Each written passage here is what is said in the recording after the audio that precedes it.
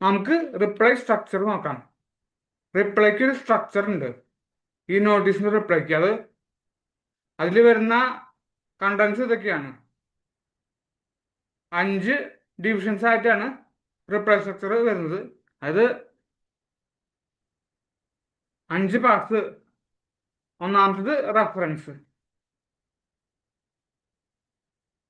Reference എന്ന് പറഞ്ഞാൽ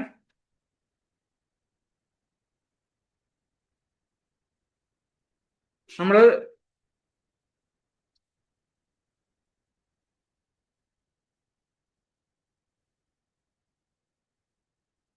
ഇവിടെ ലഭിച്ചിരിക്കുന്ന നോട്ടീസിന്റെ വിവരങ്ങളാണ് രേഖപ്പെടുത്തേണ്ടത്.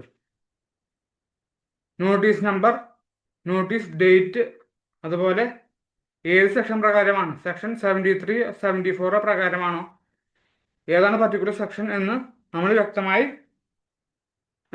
പറയണം. അതാണ് റെഫറൻസ്.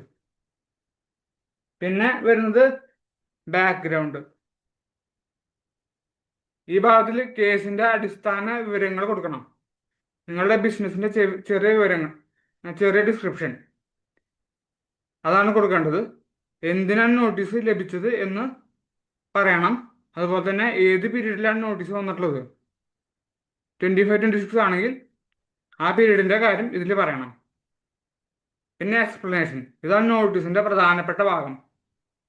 നോട്ടീസിൽ പറഞ്ഞിട്ടുള്ള കാര്യങ്ങൾക്ക് വ്യക്തമായിട്ടുള്ള മറുപടി തരണം. തെറ്റായിട്ടുള്ള ആരോപണങ്ങൾ ഉണ്ടെങ്കിൽ അതൊക്കെ വ്യക്തമാക്കണം. നിയമത്തിന്റെ അടിസ്ഥാനത്തിൽ സെക്ഷൻ, റൂൾസ്, ഏതൊക്കെ സെക്ഷൻ, ഏതൊക്കെ റൂൾസ് പ്രകാരമാണ് ഈ എക്സ്പ്ലനേഷൻ ഉള്ളത് എന്ന് ആ റൂളും അല്ലെങ്കിൽ സെക്ഷൻ അതൊക്കെ ഇതിൽ കാണിക്കണം എക്സ്പ്ലനേഷനിൽ.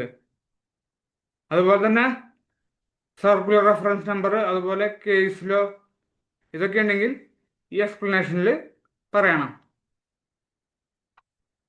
പിന്നെയുള്ളത് ഡോക്യുമെന്റ്സ്, സപ്പോർട്ടിംഗ് ഡോക്യുമെന്റ്സ്. അത് ഇതിൽ ലിസ്റ്റ് ചെയ്യണം. ഇൻവോയ്സുകൾ, റിട്ടേണുകൾ, ബാങ്ക് സ്റ്റേറ്റ്മെന്റ്, അതുപോലെ തന്നെ അഗ്രിമെന്റ്, കരാറുകളൊക്കെ, ഇതൊക്കെയാണ് ഡോക്യുമെന്റ്സിന്റെ എക്സാമ്പിൾ. ഏതൊക്കെ ഡോക്യുമെന്റ്സ് ആണ് ഇതിന് സപ്പോർട്ടിംഗ് ആയിട്ടുള്ളത് എന്ന് പറയണം. പിന്നെയുള്ളത് കൺക്ലൂഷൻ. അതാണ് ലാസ്റ്റ് പാർട്ട്. അവസാനമായി ഒരു റിക്വസ്റ്റ് കൊടുക്കണം. നോട്ടീസ് ഡ്രോപ്പ് ചെയ്യാൻ അപേക്ഷിക്കുക, അല്ലെങ്കിൽ ആവശ്യമായിട്ടുള്ള തിരുത്തലുകൾ സ്വീകരിക്കാൻ ഞങ്ങൾ തയ്യാറാണെന്ന് അറിയിക്കുക.